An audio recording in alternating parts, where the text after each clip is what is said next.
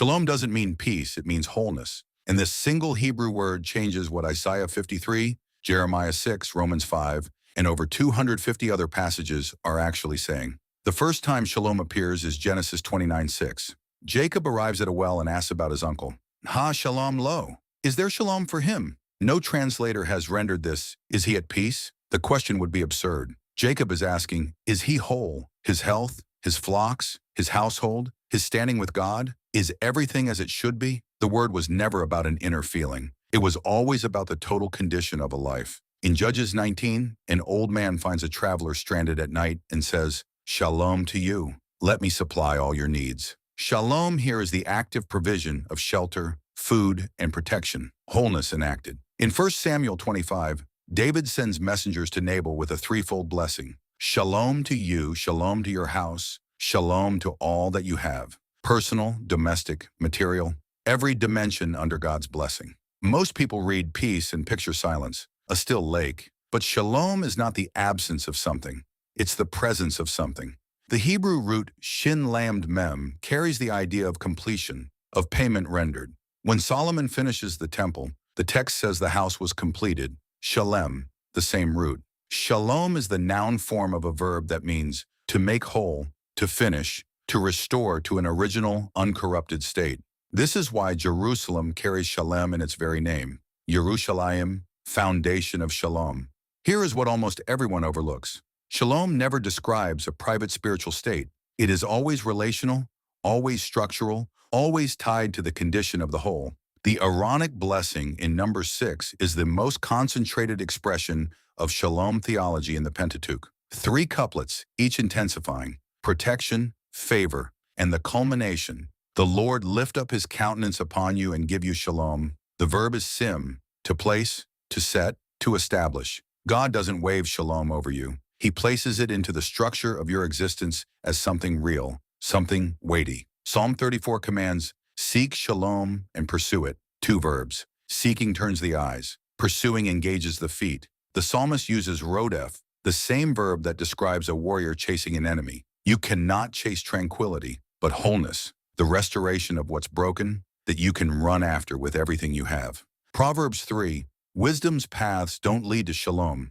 they are shalom. Walking in wisdom is wholeness. The destination is present in every step. This is why the prophet's accusation lands with such devastating force. Jeremiah 6, they have healed the wound of my people lightly, saying, Shalom, shalom, when there is no shalom. The wound, shever, a fracture, a break, is still open. The false prophets apply a bandage, but the bone is shattered. The people abandoned justice. Widows went unprovided for. The poor were crushed, and the religious establishment chanted, Shalom, shalom. Jeremiah calls this a lie twice, in chapter 6 and again in chapter 8. Were they ashamed? No, they were not ashamed. They did not know how to blush. A people incapable of shame is a people incapable of shalom. You cannot restore what you refuse to acknowledge is fractured. Ezekiel saw what happens when shalom is rejected. Chapters 8 through 11, the longest vision sequence in the prophets. Idolatry inside the temple itself. And the response,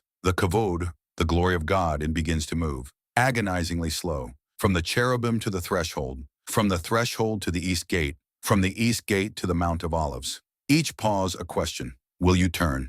The kavod departs, and shalom departs with it. Because Israel's wholeness was never in its walls. It was exclusively in the presence of God dwelling among his people. Ezekiel 10 is the anti-Genesis. At Eden's east gate, humanity was exiled. At the temple's east gate, God himself departs. The rupture is complete in both directions. What Israel discovered in exile, shalom cannot be restored by human agency. Nehemiah can raise walls. Ezra can re-establish the priesthood. But you cannot bring back the kavod. For 400 years between Malachi and John the Baptist, Israel was present in the land but missing the center of their existence, the manifest presence of God. Before we get to what broke that silence, a brief pause. If these deep dive studies in the original languages are opening up scripture in ways you've never experienced, subscribe now. This channel exists to mine the Hebrew and Greek behind our Bibles. 400 years of silence, a voice in the wilderness. Everything changes. Isaiah 9:6. For to us a child is born, and his name shall be called Sar Shalom, Prince of Shalom. But now you know what shalom means. He's not the prince of a feeling. He's the prince of wholeness, the prince of restoration, the prince of everything sin destroyed being made right again. Ephesians 2, he himself is our shalom. Jesus doesn't just bring shalom, he is shalom. To be united to Christ is to be united to shalom itself. Isaiah 53 now opens up in its full weight. The punishment that brought us shalom was upon him, and by his wounds we are healed. Shalom and healing sit in parallel. Healing is the process by which shalom is restored. The means is substitutionary suffering. The punishment that should have fallen on us falls on the servant. And out of that transaction, shalom, not as a feeling, but as a reconciled standing before God, is created. Romans 5. Since we have been justified by faith, we have shalom with God. Justification is a verdict, not a feeling. The cross didn't make God feel more peaceful toward us. We were the ones hiding in the garden. The cross purchased shalom, the restoration of everything Eden lost, access to God without a priest, intimacy without fear, the end of alienation. Colossians 3, let the shalom of Christ rule in your hearts. The word rule is brabio, the umpire at the Greek games. Let shalom be the umpire inside you. When torn between two paths, don't ask which feels less painful. Ask which leads toward wholeness. Sometimes the path to wholeness runs directly through pain.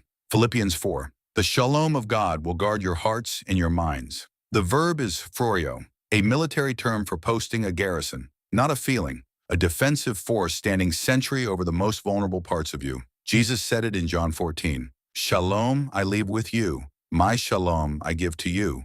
Not as the world gives do I give to you. The world gives shalom by removing distress. Jesus gives shalom in the middle of the distress. James 3. A harvest of righteousness is sown in shalom by those who make shalom. The makers of shalom, those who enter broken situations and refuse to leave until something is made whole. Jesus called them blessed. Blessed are the shalom makers, for they shall be called sons of God. Why? Because they are doing the family business. God is the original shalom maker. Here is what this changes. Every time you encounter peace, in the Psalms, in the prophets, in Paul's letters, stop. Ask, what if I read wholeness here? Psalm 29. The Lord will bless his people with shalom, not a moment of calm, the complete restoration of everything the storm took from you. Isaiah 26. You keep him in perfect shalom. The Hebrew says shalom, shalom, doubled. Absolute wholeness. Isaiah 32. The effect of righteousness will be shalom. Righteousness first, then shalom. You don't get wholeness without alignment. 2 Thessalonians 3. May the Lord of shalom himself give you shalom at all times. You cannot get shalom from circumstances. Only the Lord of shalom can give shalom. The next time you read peace in your Bible, look beneath the translation. Shalom has been waiting for you in the Hebrew this whole time. Once you see it, you cannot unsee it. Every passage shifts. Every command about peace becomes a command about the total restoration of everything sin has broken. In you, around you, and through you. If shalom opened up passages you've been reading your whole life, subscribe. Leave a comment with the Hebrew word you want explored next, and share this with someone who needs to discover that the peace of God isn't a feeling to manufacture. It's the wholeness Christ already purchased for anyone who will stop pursuing comfort and start pursuing restoration.